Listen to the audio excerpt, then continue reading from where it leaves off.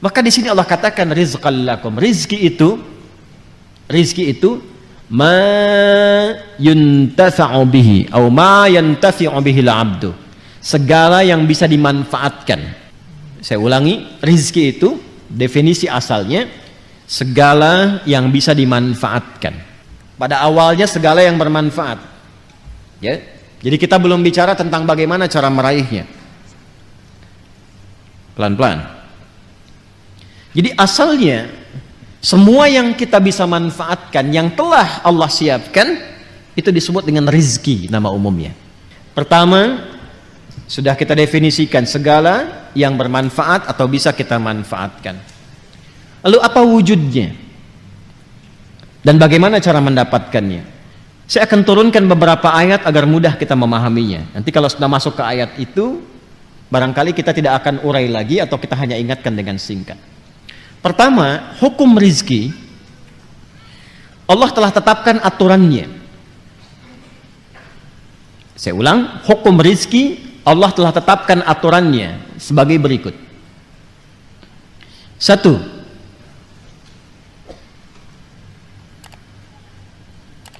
Ada rizki yang dikhususkan bagi setiap hamba dan tidak akan tertukar. Ada rizki yang dikhususkan pada setiap hamba dan tidak akan tertukar. Kuotanya pas. Ya. Dan ini ditetapkan sejak ruh ditiupkan. Tepatnya sejak usia 4 bulan dalam kandungan. Jadi begitu usia 4 bulan dalam kandungan, Allah perintahkan malaikat untuk menuliskan ketetapan rizki yang telah Allah tetapkan untuk hamba itu. Dalilnya hadis Nabi sallallahu alaihi wasallam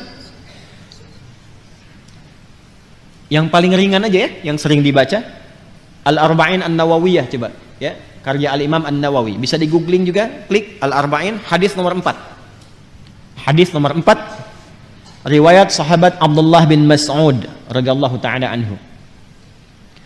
Qala عن أبي عبد الرحمن عبد الله بن مسعود رضي الله تعالى عنه قال قال رسول الله صلى الله عليه وسلم إن أحدكم يجمع في بطن أمه 40 يوما نطفة رحمك الله ثم يكون مثل ذلك علقة ثم يكون مثل ذلك مضغة ثم يرسل إليه الملك فينفخ فيه الروح ويؤمر بكتب 40. Yang pertama bikatbi rizqihi. Baik. Sungguh setiap kalian akan dibentuk dalam perut ibundanya. Setiap anak Adam yang tercipta ada proses dulu berlangsung di perut ibundanya. 40 hari pertama proses perpaduan antara spermatozoa dengan ovum berproses. Kemudian 40 hari yang kedua berbentuk alaqah, zigot mulai menempel di dinding rahim, ada proses yang kedua tahapannya. 40 hari ketiga 120 hari usia 4 bulan mulai berbentuk mudghah, seperti daging keratan yang sudah mulai ada bentuk. Usia 4 bulan ini 120 hari Allah perintahkan malaikat untuk meniupkan roh. Jadi 4 bulan dalam kandungan roh ditiupkan. Lalu diperintahkan untuk menetapkan 4 hal. Dari 4 ini ketetapan yang pertama adalah bikatbi rizqihi, menetapkan rizkinya dari mulai ia saat itu berkehidupan sampai wafat. Ya, sampai dengan wafat. Ingat ya, jadi ini yang tidak akan tertukar. Ada putri yang tertukar, ada menteri yang ditukar, ya kan? Ada apa lagi itu? Pekerjaan yang tertukar, tapi tidak akan pernah ada rizki yang tertukar. Jadi kalau sudah tahu dapat bagiannya, paham hadis ini satu aja, satu kalimat, rizki tidak akan tertukar. Kalau tidak tertukar, satu, nggak perlu takut kekurangan rizki. Karena setiap kita itu sudah dijamin sampai wafatnya. Yang kedua, awas hati-hati, bukan jenis rizkinya. Ini yang saya maksudkan. Yang kedua, tidak perlu iseng mengambil rizki orang lain. Karena setiap kita ada bagiannya. Dan itu tidak akan tertukar. Jadi Allah tuh menjaminnya begini misalnya. Saya spidol aja lah, saya contohkan. Atau madu boleh lah. Wah nih. Lihat baik-baik. Ini si A, ini si B. Jelas ya? Bagian ini telah tetap nih. Misal, ini 100 juta. Jelas? Yang ini pun misal 100 juta. Walaupun ketetapan Allah ini sifatnya gaib ya, sesuai dengan maslahat. Kadang-kadang yang ini cuma 1 juta. Kadang-kadang demikian. Ya. Asi keluar tuh, pakaian masuk, harganya 1 juta, meninggal misalnya. Bisa jadi demikian. Ya. Ada yang 1 triliun, ada yang macam-macam sesuai dengan kemaslahatan hidupnya yang ditetapkan oleh Allah untuk membuat dia lebih dekat dengan Allah. Tinggal manusianya memanfaatkan itu atau tidak. Ini 100 juta contoh, ini pun 100 juta contoh. Ini hukumnya masing-masing sudah dapat bagian. Dan hukumnya tidak akan tertukar.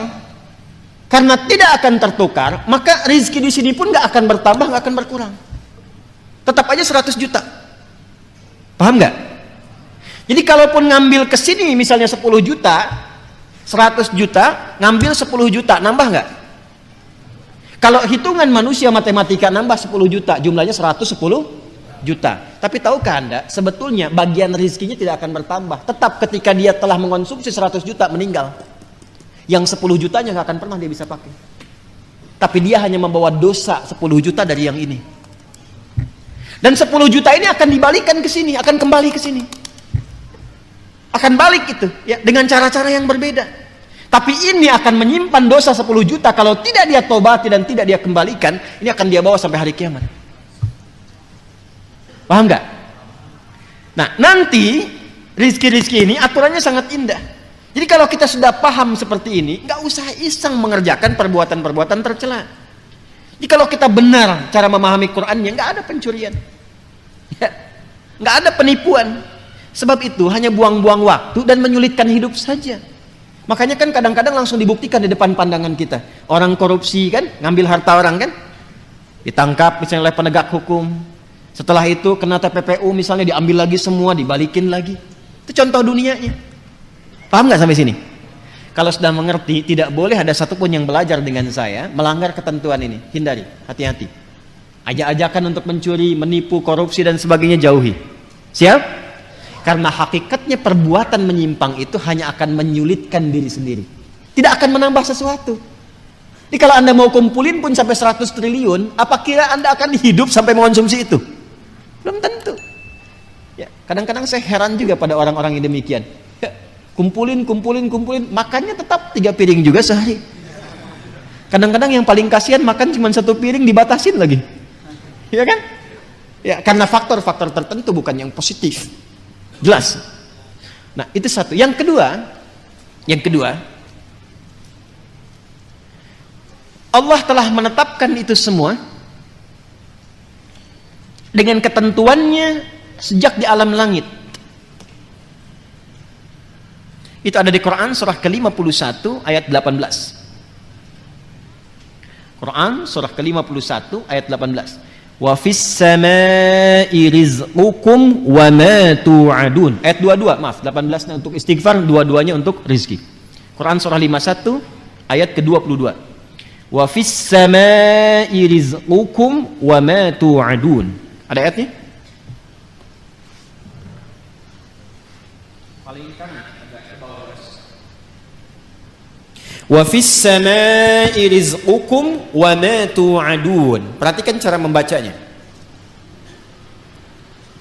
Wa fis samaa'i rizqukum wa ma tu'adun.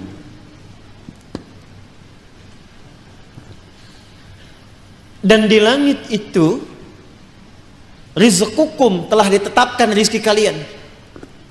Allah telah tetapkan bahkan sebelum kita terlahir. Paham? Yang tadi saya sampaikan. Wa ma tu'adun, dan segala yang dijanjikan. Maksudnya apa? Terkait dengan rizki ini pun, ini pasti Allah janjikan ketika engkau pun dalam kandungan sampai terlahir, tu'adun, dijanjikan oleh Allah akan diberikan sesuai dengan batas hidupnya. Batas hidup itu yang disebut dengan ajal namanya. Ingat ya? Batasnya disebut apa? Ajal. Ingat, ada umur, ada ajal, itu berbeda. Batasnya disebut dengan ajal. Karena itu dalam hadis tadi, antara rizki dengan ajal itu beriringan. Bikatbi rizqihi wa ajalihi. Allah memerintahkan malaikat sejak anak berusia 4 bulan dalam kandungan ibundanya, ditetapkan rizki yang bersamaan dengan waktu berkehidupannya, ajalnya. Misal ya. Misalnya ditetapkan ajalnya 60 tahun. Maka rizki yang Allah tetapkan pun ditetapkan untuk kebutuhan selama 60 tahun ini sampai wafat. Kalau sudah tiba ajalnya, maka selesai rizkinya.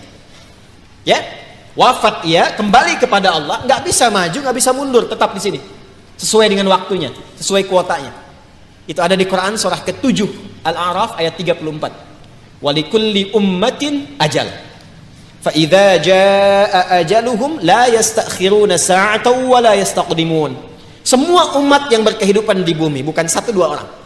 Allah telah tetapkan batas hidupnya. Kalau sudah tiba ajalnya, batas hidupnya selesai, maka tak bisa dia mohon untuk diundurkan atau bahkan dia ingin dimajukan. Selesai sesuai dengan ketetapan. Jelas? Nah, rizki yang Allah tetapkan itu, ini sesuai dengan ajal. Cara mengisi ajal, itu yang disebut dengan umur namanya. Di umur cara kita mengisi dengan ajal itu batas usianya. Paham? Nanti lain waktu kalau sudah masuk ayat tentang umur, baru saya terangkan apa itu umur ya. Nah sekarang, rizkinya ditetapkan di langit. Kita diberikan tugas di mana? Di bumi, al-ard. Ini dia. Dijanjikan oleh Allah, diturunkan ini, diberikan kepada kita. Kita hidupnya di sini, rizki ditetapkan di langit, diturunkan di bumi. Baik ya. Sekarang kita di mana? Di Masjid Al-Ihsan. Bumi kan luas. Ya. Kita di mana sekarang? Di Masjid Al-Ihsan. Masjid Al-Ihsan. Jadi kalau ini bumi begini, di sini tik aja. Ya kan? Satu titik ya. Baik. Pelan-pelan. Kita ada di Masjid Al-Ihsan. Jaka Setia, ambil besarnya Bekasi lah. Itu pun selatan gitu kan? Ya kan?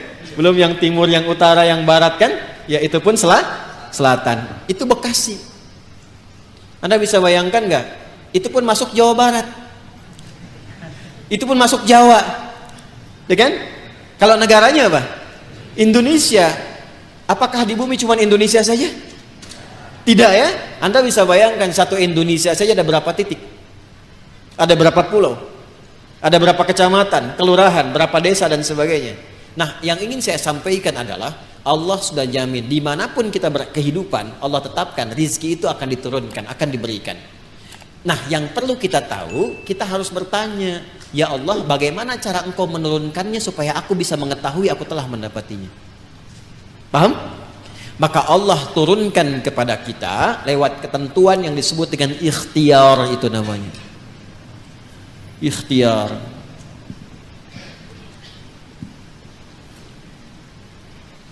Maka turunlah Quran surah ke-2 Al-Baqarah ayat 168.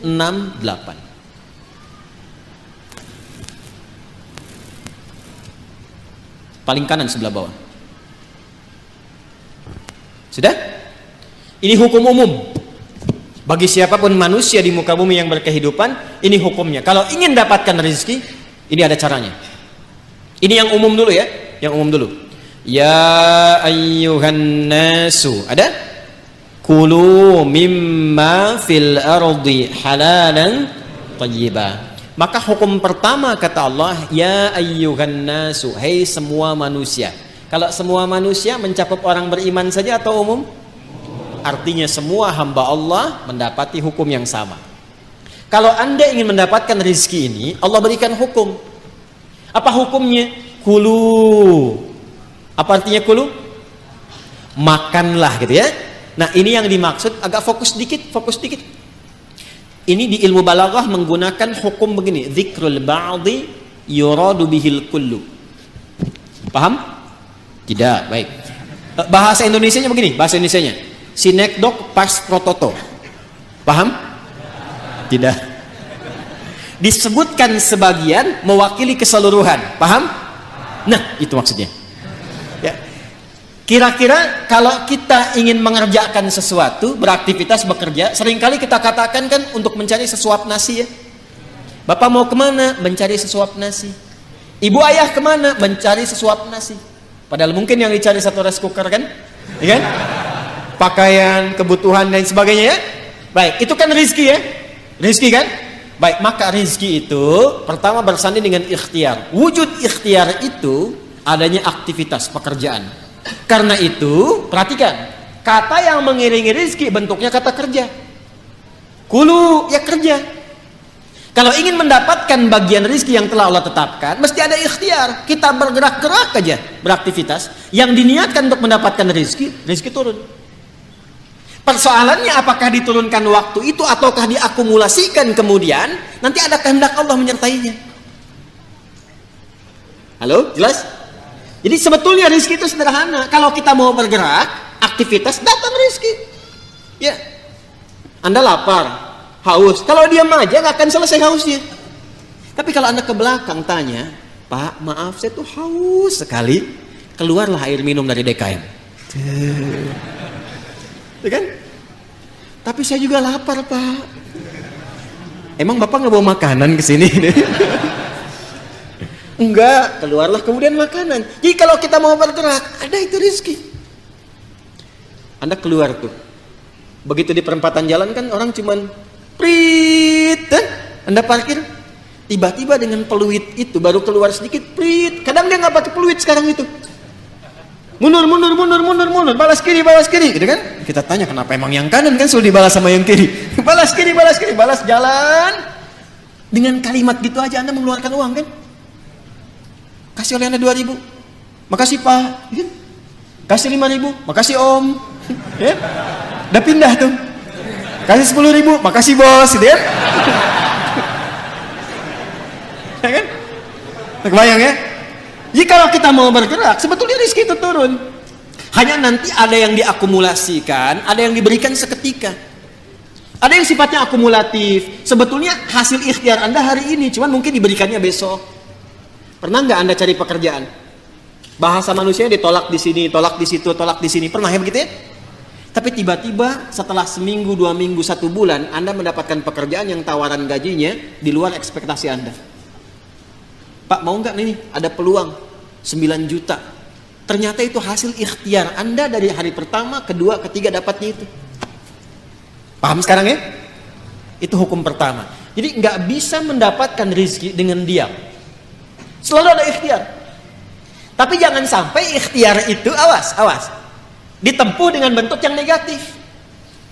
Atau didapatkan dengan cara ikhtiar misalnya, maaf ya, bukan dalam gerak yang positif. Negatif itu kan bisa maksiat, ya, atau pengertian yang kedua tidak bergerak sehingga sakit. Dengan sakit itu rezeki datang. Paham nggak? Anda nggak minum sampai sakit, tuh kan? Nah, begitu sakit, tiba-tiba datang orang nengok, bawa buah, gitu kan? Bawa makanan. Jangan diikhtiarkan dengan sakit untuk mendapatkan itu. Paham? Atau yang kedua dengan cara maksiat. Seseorang menempuh maksiat, menempuh cara yang tidak dibenarkan, yang menimbulkan persoalan. Sesuatu yang menimbulkan persoalan, kemudian persoalan itu bisa diurai sehingga lurus kembali, keadaan yang lurus, benar, gak ada soalnya, itu disebut dengan halal namanya. Dari kata ahalla yuhillu. Kata ahalla dari kata halla.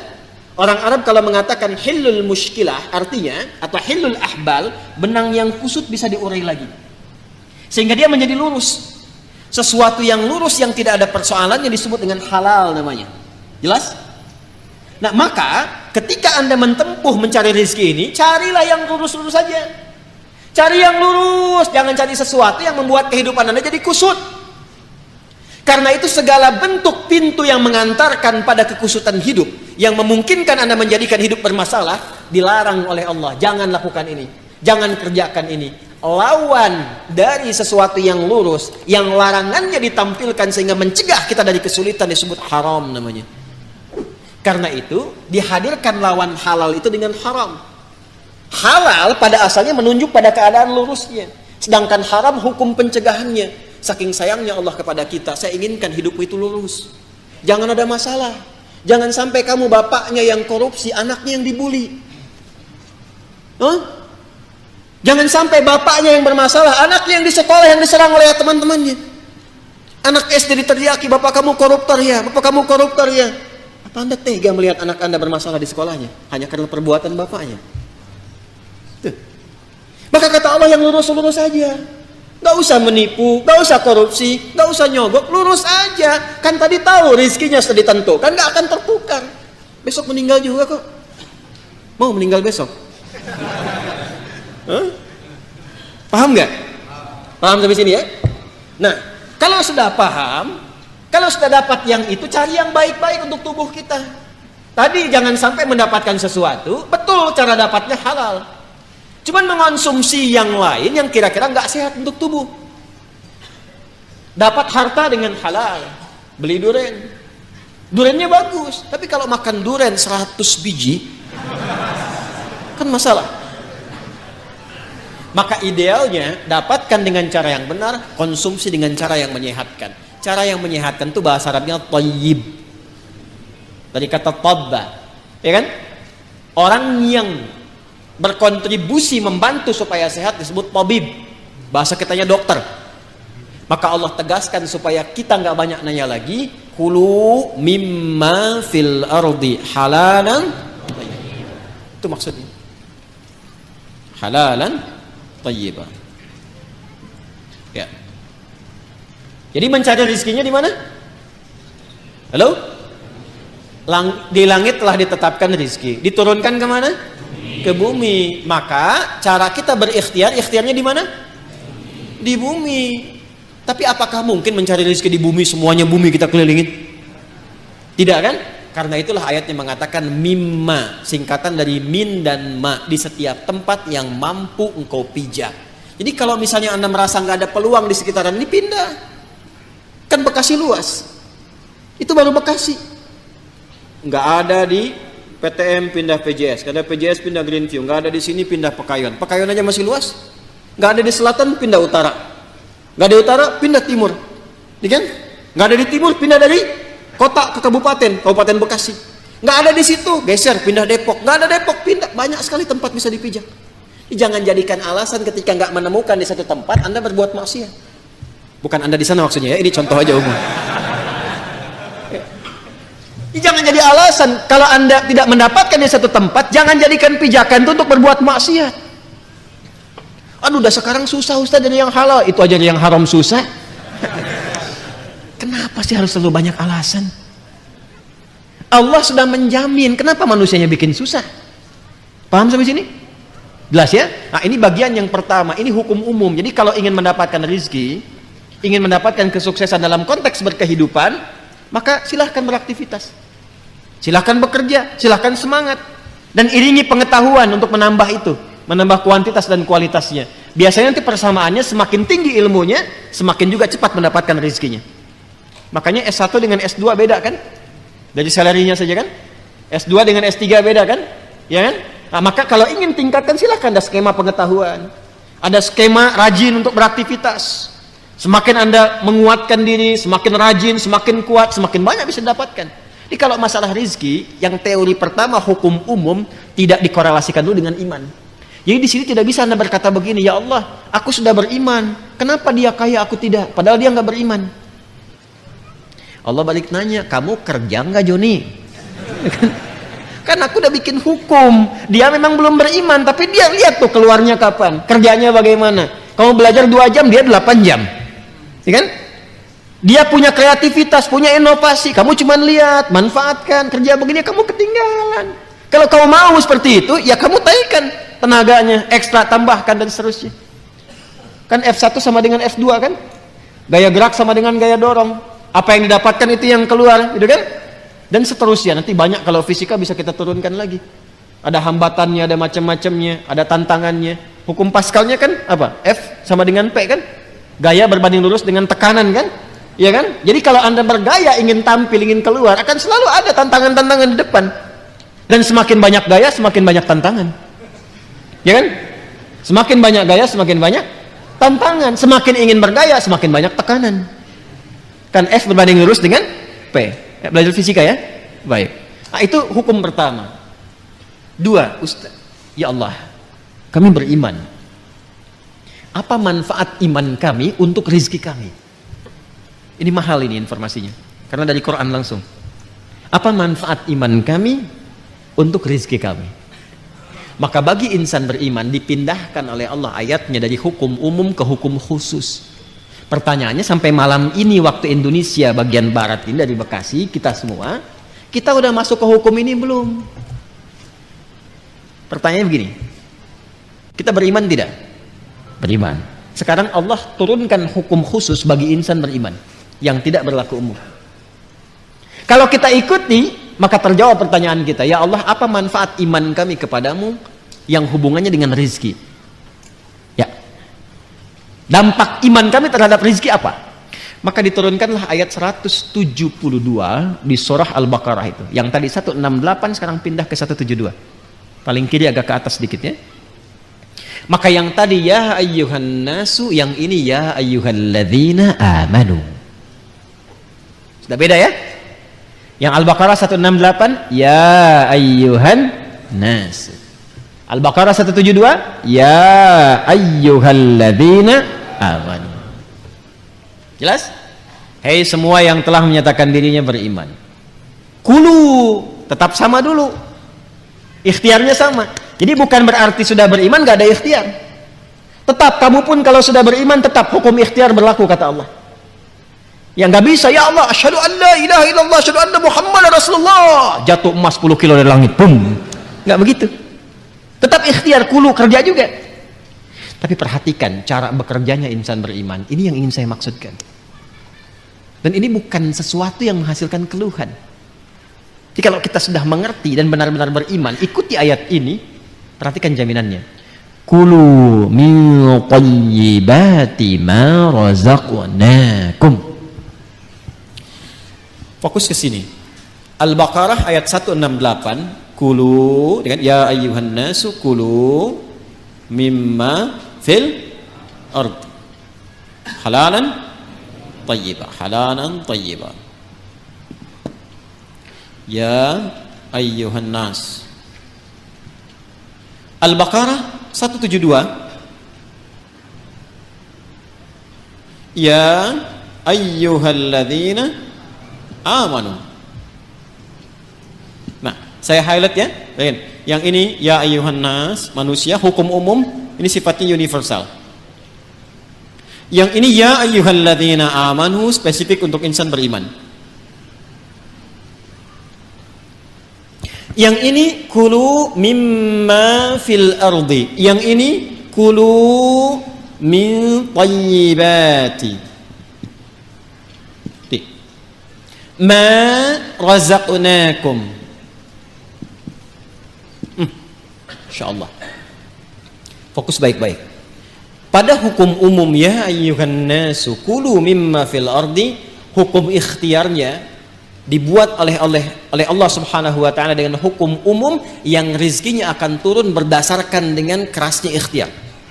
Semakin tinggi ilmunya, semakin banyak kerjanya, semakin juga berbanding lurus dengan rizki atau kuantitas rizki yang didapatkan.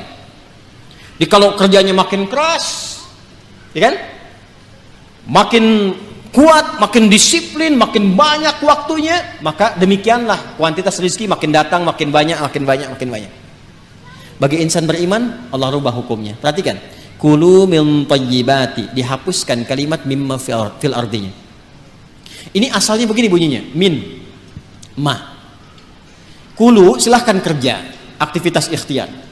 Mimma fil ardi, di setiap tempat yang kamu bisa jejak di bumi. Gak ada di sini, pindah sini, pindah sini, pindah sini, mencari. Ya kan? Bagi insan beriman yang benar imannya, oleh Allah dihilangkan kalimat ininya, maksudnya tidak digunakan kalimat ini. Kulu langsung pindah ke sini. Kata thayyibnya dijamakkan berbentuk thayyibat. Dibuang halalnya, dimunculkan kata thayyibnya dalam bentuk jamak. Kulu min thayyibati ma razaqnakum.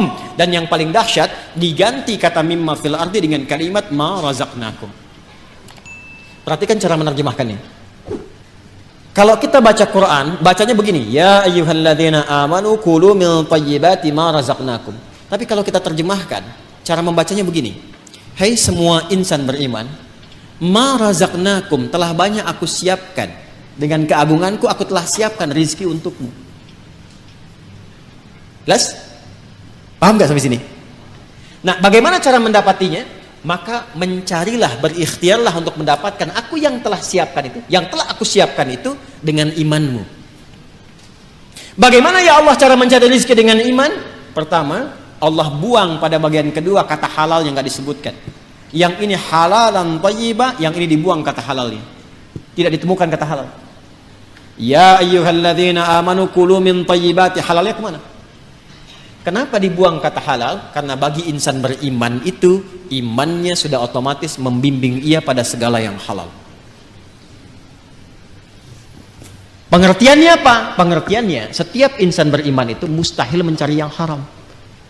Jadi kalau kita insan beriman selalu terpikir mencari yang halal, itu rezekinya Allah akan dekatkan kepada kita, sehingga tidak lelah mencarinya. Itu maksudnya.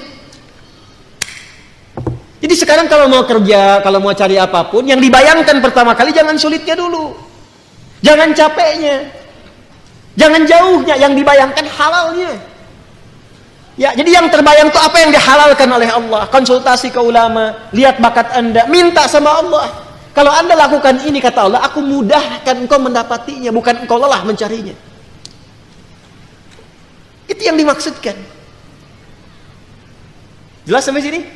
Nah, kalaupun sudah dapat, iman itu akan membimbing kita untuk selalu menyikapi rezeki dengan asas manfaat.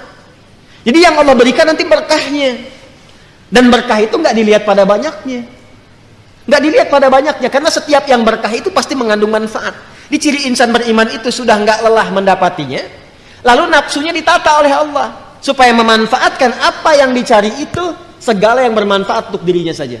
Jadi akhirnya dia nggak sibuk banyak berpikir sesuatu, yang penting bermanfaat untuk dirinya dia dapatkan. Saya beri contoh begini yang paling gampang memahaminya. Bapak Ibu kalau haus itu butuh apa? Minum. Sederhananya kan ada minuman, kita minum selesai haus kan? Itu konsep dasarnya.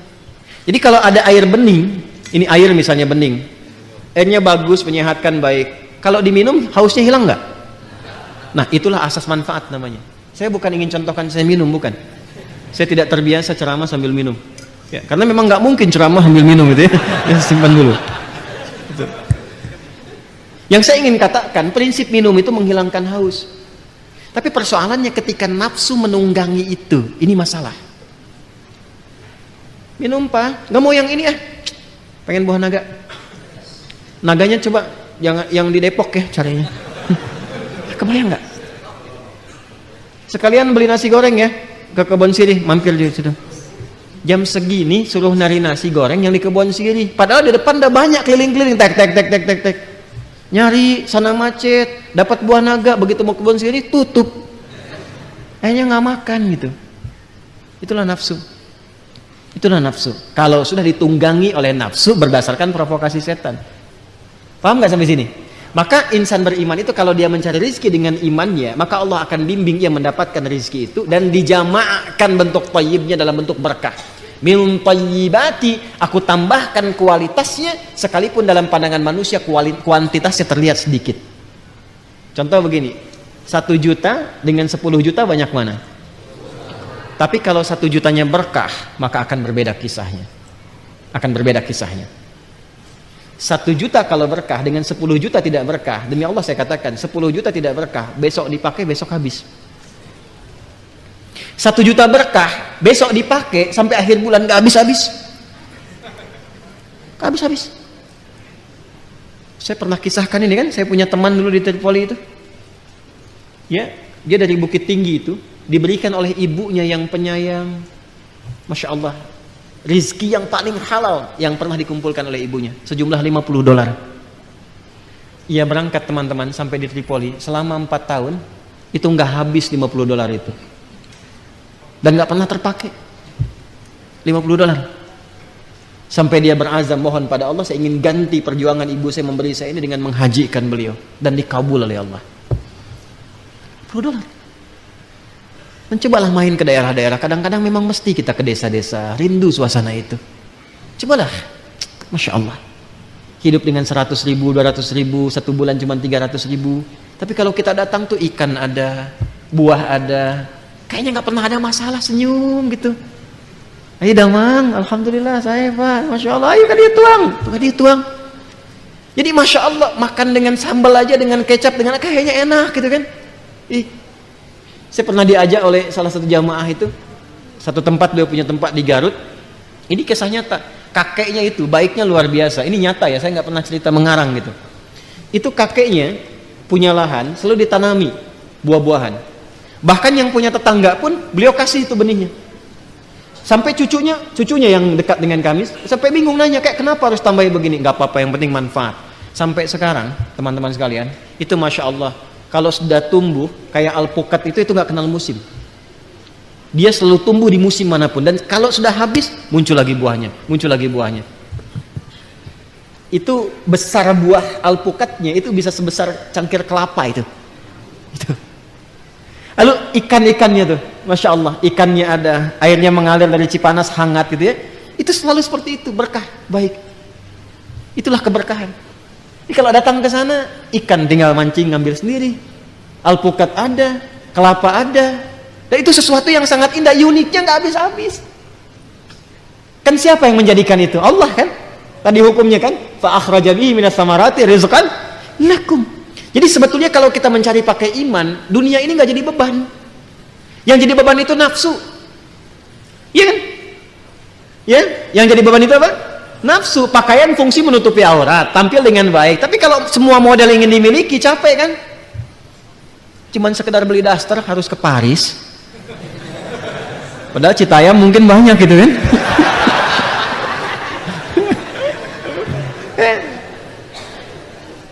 Beli tas, ya, beli sepatu, Cibaduyut banyak gitu.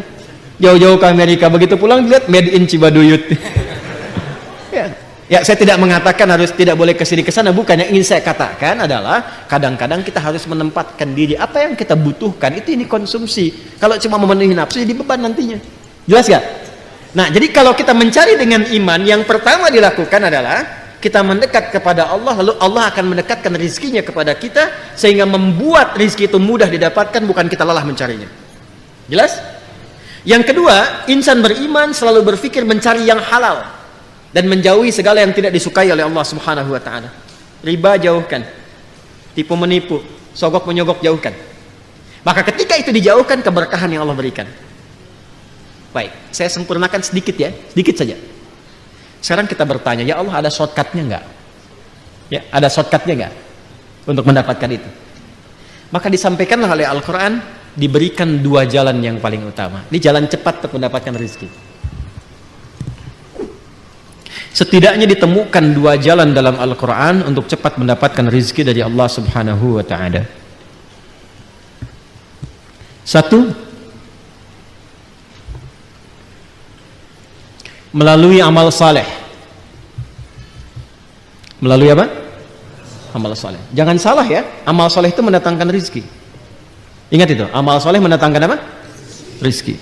Ya. Kumpulan amal saleh itu, kumpulan amal saleh yang pernah saya terangkan disebut takwa namanya jalannya. Jadi kalau Anda bisa menggabungkan iman dengan takwa, itu jalan tercepat untuk mendatangkan rizki, bahkan dari sisi yang tidak kita duga. Jalan cepat mendatangkan rizki, bahkan dari sisi yang tidak kita duga. Lihat ayat tadi, rizki Allah tetapkan di mana tadi? Di langit. Diturunkan kemana? Ketika Anda mampu memadukan iman dan takwa, dibukalah pintu langit dan bumi sekaligus. Kalau tadi kan rizki di langit kan, kita hidup di bumi ya, diturunkan dari langit ke bumi kan. Ketika Anda mampu memadukan iman dan takwa, maka dibuka pintu rizki di langit dan bumi. Itu dalilnya Quran surah ke-7 Al-A'raf ayat 96. Walau anna ahlal qura amanu iman wattaqau takwa, la fatahna alaihim barakatim minas samai wal ard. Kalaulah ada satu penduduk negeri, nggak tanggung-tanggung kata Allah, bukan satu dua orang, satu penduduk negeri. Kalau mau nanti, kalau bisa begini ya, ta'lim kita ini harus punya database nih. Nanti berangkat bareng-bareng. Siapa yang dari Tangerang, kumpul bareng-bareng, bikin grup, berangkat sama-sama. Gak apa-apa. Yang dari Citayam, Bojongkoneng, sini datang sini apa? Cari angkot sini kan? Ya kan? Belajar, ngaji bareng-bareng. Nanti Anda praktekkan di tempat itu, kumpul bareng-bareng, praktekkan, tingkatin iman, tingkatin takwa, ke masjid sama-sama, ibadah sama-sama. Apa yang terjadi? Kata Allah, la fatahna 'alaihim barakatim minas sama'i wal ard. Pintu berkah di langit dan di bumi dibuka. Karena itu kalau sudah takwa, kaidahnya sudah lompat, bukan nas lagi, bukan ya ayuhan nas lagi, bukan ya ayuhan ladina amanu lagi. Sekarang kaidahnya khusus untuk insan muttaqin. Karena itu ketika disebutkan takwa, itu datangnya cepat, bahkan dari sisi yang tidak kita duga.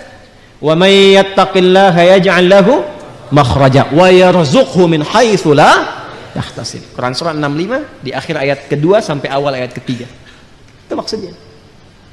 Contoh lain misalnya. Pernah dengar kisah Sayyidah Maryam, Bunda Maria alaihissalam? Apakah beliau kerja? Beliau bisnis? Tidak. Beliau ngajar? Yang beliau lakukan meningkatkan takwa kepada Allah.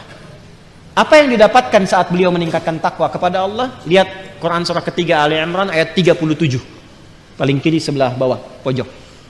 Quran surah 3 Ali Imran ayat 37. Fataqabbalaha rabbuha biqabulin hasanin wa anbataha nabatan hasanan wa kaffaraha Zakaria.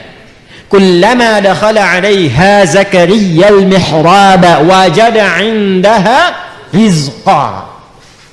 Qala ya Maryamu anna laki hadha? Qalat huwa min 'indillah. Innallaha yarzuqu man yasha'u bighairi hisab. Maka Allah menerima ikhtiar orang tua Maryam itu, yaitu Imran dan Hannah. Nah, ini yang ingin saya sampaikan di puncak kajian kita malam hari ini. Ternyata ada rizki yang Allah berikan kepada anak dari ikhtiar orang tua. Nanti lawannya ada rizki yang Allah berikan kepada orang tua dari ikhtiar anak. Yang dari orang tua ke anak ada di Al-An'am, Quran surah ke-6 ayat 151. Yang dari anak ke orang tua di Al-Isra surah 17 ayat 31. Nanti kalau sudah sampai ayatnya kita detil ngajinya. Kan baru di Al-Baqarah ayat 22 kan? Ya. Kalau di Al-An'am di pertengahan ayatnya, cepat karena waktunya terbatas, ayat 151, Quran surah ke-6 ayat 151 berbunyi begini, langsung saja ke tengahnya ya. Nahnu narzuqukum wa iyyahum. Wala taqtulu auladakum min imlaq, ya. Kemudian nahnu narzuqukum wa iyyahum. Di Al-Isra, Quran surah ke-17 ayat 31, ayatnya berbunyi nahnu narzuquhum wa iyyakum wala taqtulu auladakum khasyata imlaq. Ada? Ya, nahnu narzuquhum ini nahnu narzuquhum wa iyyakum. Yang ini rezeki yang Allah berikan pada orang tua ngalir ke anak. Yang ini rezeki yang Allah berikan ke anak dampaknya ke orang tua. Pada yang pertama itu yang umum. Rezeki yang Allah berikan pada orang tua ngalir ke anak. Bapak kerja, yang makan siapa? Anak kan? Ya kan? Bahkan istri dapat kan? Uang istri, uang suami, uang istri, gitu kan? Tapi kan istri dan suami mengolah, anak-anak dapat makan kan? Yang kerja ayahnya, yang ngolah ibunya, yang makan anaknya. Itu yang dimaksudkan yang pertama Al-An'am itu ayat 151. Jadi jangan takut kalau diberikan keturunan, jangan takut kehilangan rezeki, jangan takut gak bisa makan. Ini sejak peristiwa zaman jahiliyah itu, kalau melihat anak misalnya dikaruniai oleh Allah, tambah anak, dia takut gak bisa makan, dia bunuh. Tapi ayatnya turun dengan sifat umum, seakan memberikan kesan, bukan hanya sekarang, mungkin nanti akan ada yang berpikir sama. Jangan sampai terjadi orang tua membunuh anak atau bahkan bunuh diri karena takut tidak mendapatkan rezeki. Tidak, kata Allah, aku telah siapkan skemanya. Jelas? Hati-hati nih. Kalau ayatnya disebutkan pasti terjadi. Ada orang tua sembarangan buang anak. Na'udzubillahi min dzalik. Ditemukan anak bahkan di dekat tumpukan sampah, dekat selokan, di kamar mandi dan sebagainya, tidak bertanggung jawab. Ya. Bahkan ada yang tega kemudian ngajak anak bunuh diri dan sama-sama dan sebagainya. Karena takut tidak dapat makan, takut miskin, takut fakir dan sebagainya, maka turun ayat. Makanya iman itu membantu kita untuk kuat. Demi Allah saya katakan, kalau Indonesia ini tidak dikaruniai mayoritas penduduknya dengan keimanan, mungkin sudah banyak hal yang tidak bisa kita tahan. Ya, di Jepang itu kalau banjir teman-teman sekalian, pada pusing. Ada yang bunuh diri, ada yang ribut, ada yang macam-macam. Di kita hujan, banjir, berenang, nggak susah. Ya.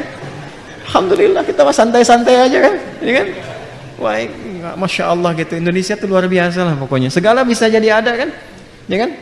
Anda pergi ke Eropa sana, orang nyembeli kambing kepalanya dibuang. Di kita masak, di sop, ya. Ya kambing itu kambing guling, kambing bakar, kambing macam banyak tuh menunya. Kepala ikan dibuang, di kita dibikin bumbu baru, ya kan? Apa aja pokoknya tuh, ya, apa aja jadi ya. Makan nasi nih, nasi. Sudah nggak cocok, besoknya sudah nggak bagus, jemur kering, jadi apa? Rengginang. Rengginang udah bosan, ganti lagi jadi apa lagi? Gipang kan? Ya kan? Semua tuh bikin bubur, bikin ini, pokoknya top lah Indonesia tuh. Ya. Tapi iman tuh membuat kita lebih kuat. Ya, lebih kuat. Makanya kalau kita beriman jangan takut, Pak. Kerja, aktivitas saja. Allah kirimkan. Yang bikin repot tuh kalau nafsunya banyak. Makanya didik anak itu untuk mendapatkan berkah. Jangan dididik anak mendekatkan kepada nafsu. Kalau dididik mendekatkan kepada nafsu, nanti tuntutannya ke orang tua tinggi. Ya. Anak Umar bin Khattab tuh anak presiden. Pakaiannya bolong. Karena bapaknya berusaha memberikan yang terbaik, yang ada yang itu yang tambalan karena mengejar akhirat itu. Datang kepada ayahnya mengadu. Dengan bersedih. Kenapa, Nak? Teman-temanku pakaiannya bagus-bagus katanya. Tidakkah engkau ingat kalau bahasa kita? Kita kan nanti bagusnya di akhirat. Di sini kan sementara saja. Ya, ayo nikmati dengan apa yang Allah beri. Nanti di akhirat kita lebih bagus daripada mereka. Itu bisa balik lagi dengan tertawa. Bisa nggak bikin begitu tuh? Permen. Mobil. Bisa nggak bikin begitu tuh? Bisa nggak belikan anak mobil-mobilan ditata, latihan sholat? Berikan sendal, katakan padanya Allah yang memberikan kita ini, titipkan sama adik. Pakai yang baik ya, pakai ke masjid, pakai sekolah dengan semangat, doakan papa ya. Pernah nggak titipkan ibu pada anaknya ketika ayahnya mau berangkat, doakan ayah ya. Coba bilang sama ayah, Pak jangan cari yang haram ya. Itu Masya Allah, anak TK kalau bisikan di telinga terjaga belum sampai kantor. Ya, paham? Itu sederhana tapi dalam gitu. Sederhana tapi dalam. Itu yang dimaksudkan itu. Nah, yang kedua gini, yang kedua ini yang mahal sekali dan saya akhiri di sini. Nahnu narzuquhum wa iyyakum. Ada rizki yang Allah tetapkan lewat anak tapi orang tua dapat. Seperti Imran dan Hannah pernah menyiapkan Maryam dan dengan itu orang tua dapat. Ibu sekarang masuk TK mahal nggak? TK ya? Saya kadang-kadang bingung juga dapat apa di TK di SD. Masuk SD mahal ya? Udah puluhan juta sekarang ya. Ya SMP demikian ya. Dan seterusnya. Mau saya kasih rumus gak di Quran yang murah? Mau? Baik ya. Maka rumusnya sederhana. Dekatkan anak ibu dan bapak sejak dini kepada Allah. Nanti Allah yang akan meringankan segalanya. Itu bahasa Quran, bukan bahasa saya. Jadi ketika Imran dan Hannah menyiapkan Maryam dalam kandungan, sudah disiapkan untuk mendekat kepada Allah. Makanya ketika Maryamnya lahir dan persiapan itu sudah sempurna, apa jawaban Allah di Ali Imran ayat 37 tadi? Fataqabbalaha rabbuha biqabulin hasanin. Kalau sampai situ diterima saja, ayatnya belum selesai. Wa ambataha nabatan hasanah. Saya terima ikhtiar kedua orang tua itu, kata Allah. Dan karena saya terima, saya akan mudahkan. Selanjutnya Allah yang merawat, Allah yang memberikan segalanya. Walaupun secara ikhtiar Nabi Zakaria ditugaskan oleh orang tuanya. Imran kan meninggal sebelum Maryam lahir kan. Dipilih Zakaria alaihissalam untuk memberikan kebutuhan Maryam, tapi Allah nggak berkehendak. Aku sudah terima, biarkan aku yang memberikan semua kebutuhannya. Maka setiap kali Nabi Zakaria mengantarkan kebutuhan Maryam, pakaiannya, makanannya, apapun itu sudah ada di dalam mihrabnya. Itu setiap kali. Dahsyatnya bukan musim apel, ada apel, gimana tuh? Maka sekali Nabi Zakaria membiarkan, 2 kali, 3 kali ditanya. Beliau tahu, karena kan Nabi ini dari Allah, tahu, tapi ingin menguji di lisan Maryam, keluarkah kalimat itu atau tidak. Maka ditanya, ya Maryamu anna laki hadza, Maryam dari mana semua ini? Nah ini yang mahal. Qalat huwa min indillah, ini semua dari Allah. Jadi kalau anak-anak itu dari kecil sudah ditautkan dengan Allah, maka semua kalimat yang keluar di lisannya Allah. Nah kalau bisa firman Allah itu hadirkan dalam jiwanya. Kalau sudah firman Allah hadir di jiwanya sejak dia kecil, itu dijaga oleh Allah itu. Dan ketika dijaga meringankan beban yang bapak ibu anggap sebagai beban untuk memberikan rezeki. Nggak percaya silahkan, firman Allah hadirkan. Jadikan dia penghafal Quran dari sejak kecil. Tiba-tiba apa? Mau masuk sekolah ada beasiswa untuk menghafal Quran. Padahal sudah Allah siapkan. Jalurnya Allah siapkan. Tiba-tiba apa? Ada kiriman makanan. Tiba-tiba apa? Ada undangan ini, undangan itu dan sebagainya. Itu cuma wasilah saja. Pada akhirnya itulah perhatian Allah kepada hasil ikhtiar bapak dan ibu. Kok bisa anak yang hafal Quran yang umroh bapak ibunya ikut? Padahal dari dulu nabung nggak jadi-jadi tuh. Hah? Maka cari wasilah takwa, titipkan itu lewat anak, maka lihat apa yang terjadi setelahnya. Itu akan ringan. Ya. Cobalah, ya, coba. Dan itu akan ringan. Demi Allah saya katakan itu akan ringan. Itu yang dimaksud nahnu narzuquhum wa iyyakum. Jangan takut. Kalaupun ada Allah titipkan anak, jumlahnya berapa, laki-laki, perempuan, semua rezekinya sempurna. Tapi kalau ingin cepat kata Allah, investasikan dari awal. Sehingga dunianya nggak terlalu capek, bebannya nggak banyak. Sekarang saya perhatikan kalau ngelihat orang tua, kok bayangannya tuh ingin dunia saja gitu. Kenapa sih takut anaknya masuk pesantren? Masuk pada diniyah, sekolah-sekolah Islam. Dan saya juga pesan tuh pada yang aktif di sekolah-sekolah Islam itu, berikan pendidikan yang benar, jangan cari dunia juga. Masa namanya sekolah Islam yang cari dunia? Bayaran mahal-mahal, ngaji Quran nggak bisa. Itu bukan sekolah Islam namanya. Ajarkan sholat dengan benar, ajarkan Quran dengan benar, jangan cari profit dunia. Gak apa-apa mendapatkan bagian dari rezeki dunia, tapi akhirat itu utamakan. Jangan sampai bayarnya lebih mahal dari sekolah umum, tapi akhiratnya gak dapat. Itu hisabnya besar sisi Allah Subhanahu Wa Taala, karena bawa nama Islam. Mohon maaf ya, mohon maaf gitu. Ini mengingatkan saja. Paham? Alhamdulillah. Baik, ini yang dimaksudkan. Nah, kalau kita umum ingin cepat mendapatkan itu, nanti rajin baca Quran. Contoh, ini malam apa? Besok hari apa? Nah, ada ibadah apa? Udah pasti itu kan? Malamnya Jumat, harinya Jumat, sholatnya sholat? Kebanyakan pada saat Jumat, cuman sholat Jumat saja. Padahal di Jumat itu Allah telah terapkan skema memudahkan rezeki. Kan ayat Jumat itu, sholat Jumat kan 11 ayat, bukan cuma 1 ayat. Kenapa ngajinya ayat 9 aja, 10-11 yang nggak dibaca? Coba deh buka Quran surah Al-Jumu'ah, surah 62, ayat 9 sampai 11. Jangan cuma 9 aja. Kalau 9 cuma kewajibannya. Ya ayyuhalladzina amanu idza nudiya lis-salati min yaumil jumu'ati fas'au ila dzikrillahi wa dzarul bai' dzalikum khairul lakum. Baik. Teruskan, jangan cuma sampai sini. Fa idza ayat 10, fa idza qudiyatis salatu. Tuh. Itu skema ikhtiarnya. Ya, fantashiru fil wabtaghu min fadlillah. Tahan sampai situ dulu. Ayat 11 yang baca. Itu bagian rezekinya. Ikhtiar ayat 10, rezekinya ayat 11. Wa idza ra'au tijaratan aw lahwan faddu ilaiha wa tarakuka qa'ima. Qul ma indallahi khairum minal lahwi wa minat akhiri. Wallahu khairul raziqin. Kan ayat 11 ditutup dengan kalimat Allah yang terbaik yang memberikan rizki. Apa kaitan Jumat dengan rizki? Jadi ternyata datang Jumat itu bukan hanya duduk, mendengarkan khutbah, kadang-kadang ngantuk, sholat, lantas pulang. Bukan cuman itu. Memang kalau begitu gugur Jumatnya, kewajiban gugur. Tapi fadilah Jumat yang banyak gak dapet. Apa yang diantara yang banyak itu? Ternyata ada kaitan dengan kemudahan rizki. Kata Allah tuh kalau Anda datang Jumat, kenalan. Siapa yang duduk samping kanan kiri Anda itu? Ya, berkenalan. Setelah itu apa? Saling mengisi dalam kebaikan. Sebelum menyebar tuh tanya-tanya dulu, Anda mahasiswa sedang ada tugas apa, kenalan, mungkin ketemu dosen pakar tertentu, dibantu. Anda sedang cari peluang, belum punya pekerjaan, mungkin yang datang itu yang bos perusahaan tertentu, sedang cari peluang macam-macam. Anda sakit, belum bisa berobat, mungkin ketemu dokter. Itu kan rezeki. Ke rumah sakit baru daftar udah bayar, ketemu dokter langsung kasih resep.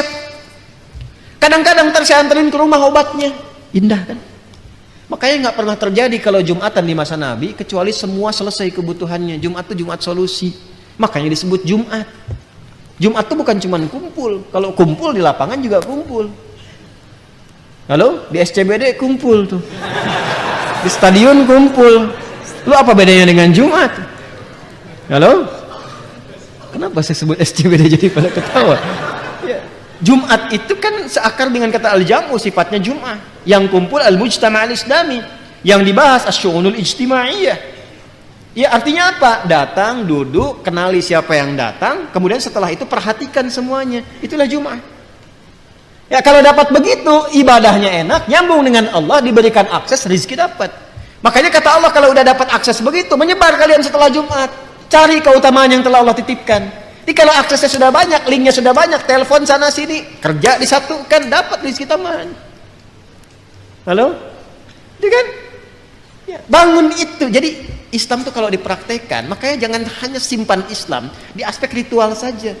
Islam tuh ada di sosial, Islam tuh ada di pekerjaan, ada di kantoran, ada dimanapun yang bisa kita praktekkan dalam kehidupan. Itu yang dimaksudkan rizqal lakum. Paham ini? Ya kalau sudah paham, Allah baik tidak?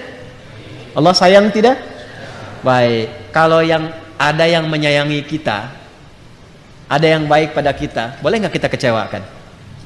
Hah? Boleh nggak kita khianati? Maka Allah tegaskan, fala taj'alu lillahi andada wa antum ta'lamun. Kalau sudah paham itu semua, aku baik, aku perhatian, aku siapkan kebahagiaan, kesenangan untuk kalian, maka jangan sekali-kali kalian mengkhianati aku, kata Allah. Jangan jadikan apapun dan siapapun seperti serupa denganku. Andada jamak dari kata naddan atau niddan, bimakna al-mithli wal adli atau idli, sesuatu yang diserupakan. Jadi maksudnya apa secara singkat? Jangan pertuhankan selain Allah Subhanahu wa taala. Sedangkan kau sudah tahu yang Tuhan siapa? Allah. Yang menciptakan kita siapa? Yang menciptakan orang sebelum kita siapa? Yang menciptakan langit bumi siapa? Kalau sudah tahu Allah Tuhan dan menyayangi kita, maka jangan pernah menuhankan selain Allah Subhanahu wa taala. Ketika itu dilakukan, maka semua nikmat-nikmat yang tadi maka akan berguguran sedikit demi sedikit, termasuk unsur keberkahannya. Makanya kalau sudah bergeser dari Allah, pasti nanti yang tadi yang baik-baik itu akan berkurang. Contoh, ibadah pasti akan berkurang. Semakin jauh dari Allah, semakin menipis ibadahnya. Apakah pelaku maksiat masih rajin sholat? Belum tentu. Apakah koruptor itu tiap hari ke masjid? Belum tentu. Pokoknya kalau dia bermaksiat, berjauh dari Allah, ibadah pasti menurun. Sudah pasti itu. Nanti hartanya pun bisa banyak, tapi berkahnya kurang. Karena Allah itu kalau sudah sayang pada hamba yang beriman, yang diberikan berkah kan, tadi kan? Berkah ya? Nah kalau orang sudah bermaksiat, berkah akan berkurang. Bahkan mungkin hilang. Karena hilang yang muncul nafsu. Karena nafsu yang muncul, yang diinginkan selalu banyak. Bahkan nggak sadar kalau dia sudah dapat banyak. Maka yang ditempuh apa? Akumulasi maksiat. Dia tuh sadar dia sudah kaya, hartanya banyak, masih korupsi juga. Masih nipu juga. Ya, masih lebih daripada hewan. Itu sapi makan rumput, dia makan aspal. Itu aspal harusnya 20 cm, cuma 5 cm itu. Ada yang makan batu. Paham sampai sini? Maka kalau ada orang hamba sudah tahu Allah Tuhan, menjauh dari Allah, maka otomatis tadi yang taat menurun, ibadah menurun, maka maksiat berlanjut, berkah menurun, maka yang terjadi nafsu yang naik. Ini yang menjadikan kehidupan di bumi tidak seimbang, tidak stabil. Kalau sudah nafsunya naik, keinginan menghancurkan tinggi. Ini yang menjadikan orang-orang yang tidak kenal agama itu dekat pada aspek-aspek yang negatif. Kalau punya teknologi ingin monopoli, punya senjata ingin menghancurkan, punya ini, punya itu ingin mendominasi. Pada akhirnya meninggal juga. Dia tidak sadar meninggal dalam kefakiran. Dan apa yang dia kumpulkan tidak dia dapatkan kenikmatannya. Paham sampai sini? Baik. Jadi ini yang kita bahas di kesempatan kali ini.